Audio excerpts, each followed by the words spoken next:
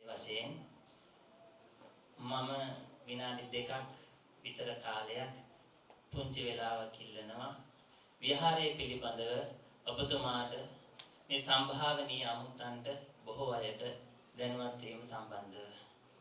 ගරු මැතිතුමනි, මේ විහාරස්ථාන ඉදි කරලා දැනට වසර 11ක් පමණ වෙනවා.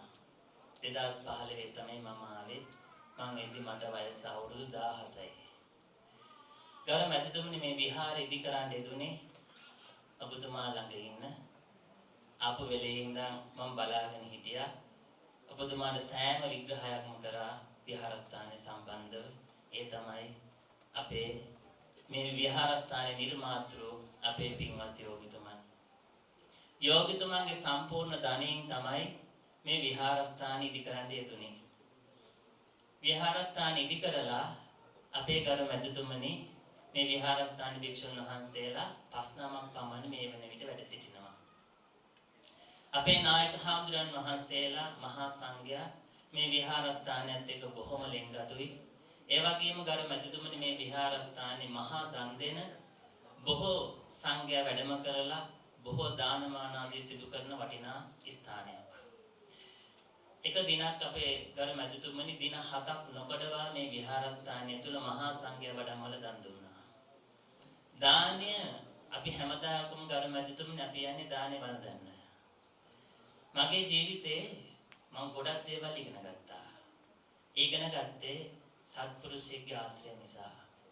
දවසක් ආනන්ද හාමුදුරන්ට ප්‍රශ්නයක් එනවා, ගරු මැතිතුමනි, ස්වාමීනි, මේ සම්බුද්ධ ශාසනයේ අඩක් පවතින්නේ කල්යාණ මිත්‍රයා මත නේද කියලා අහනවා.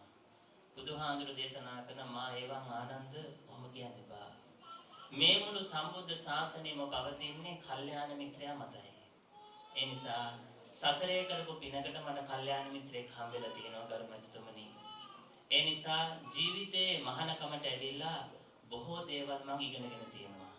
දානයක් දෙන්න ඕන විදිය, ජීවිතේ තේරුම් ගන්න ඕන විදිය, මේ අරහත් දජේ වටිනාකම මම තේරුම් අරගෙන මගේ ජීවිතේ ප්‍රතිපත්තිගරුකව ගත කරන්නේ කොහොමද කියලා ජීවිතේ පෙළඹීමෙන් යුක්තව ජීවත් වෙන්න ඒ මාවත දුන්න ඉතා වටිනා මම සඳහන් කරන්න අපේ නායක හාමුදුරුවනේ සිවුර දැම්මේ අපේ නායක හාමුදුරුවෝ.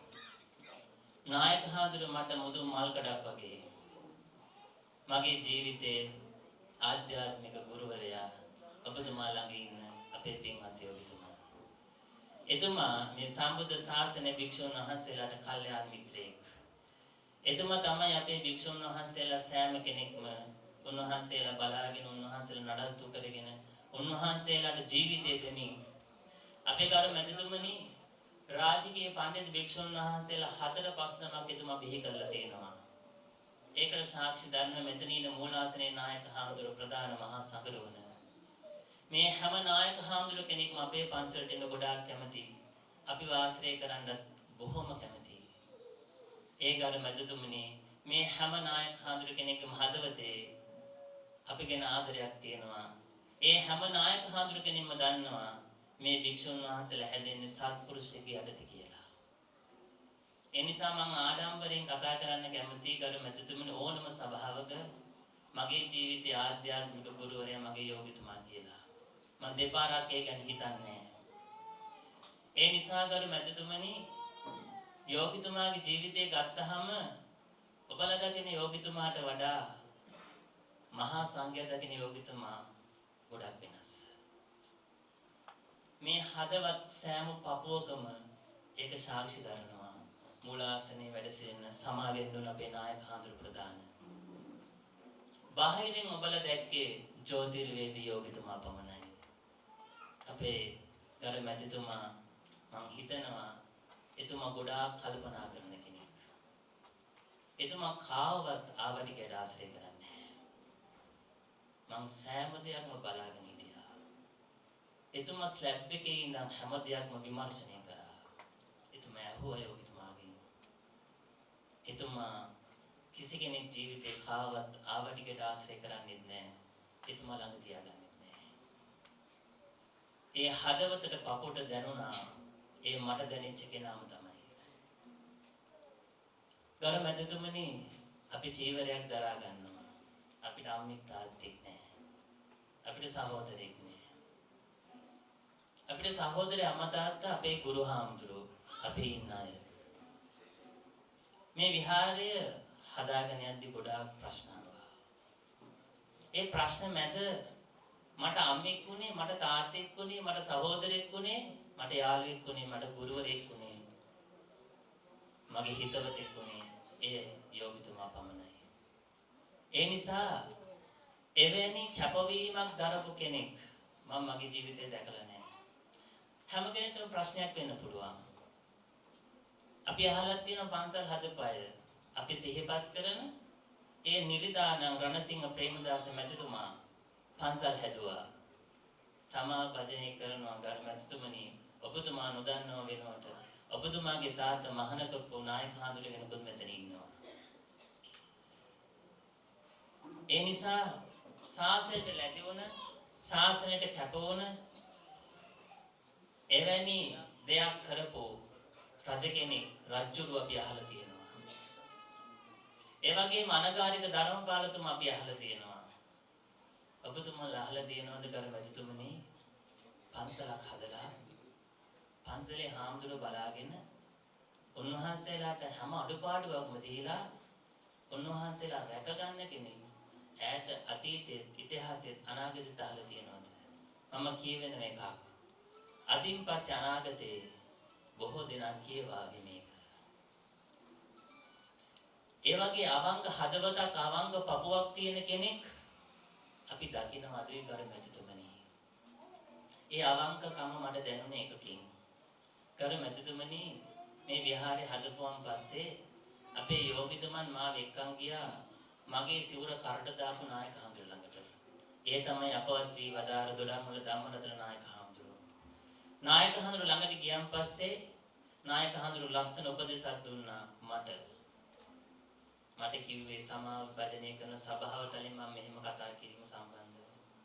තමුසේ කොහේ ගියත් මෙතුමා යන තැන යන්න ඕනේ.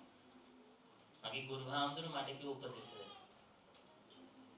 කොහේ ගියත් කොතන ගියත් මෙයත් එක්ක මෙයාගේ කැලේ ගියත් එයාගේ පස්සේ යන්න ඕනේ. තමුසෙට වෙන කවුරුත් නැහැ. යෝගිතුමා මේ විහාරේ දාලා ඔබතුමා කවදාවත් කොහෙවත් යන්න එපා. මේ විහාරය ආරක්ෂා වෙලා තියෙන ඔබතුමා හින්දා.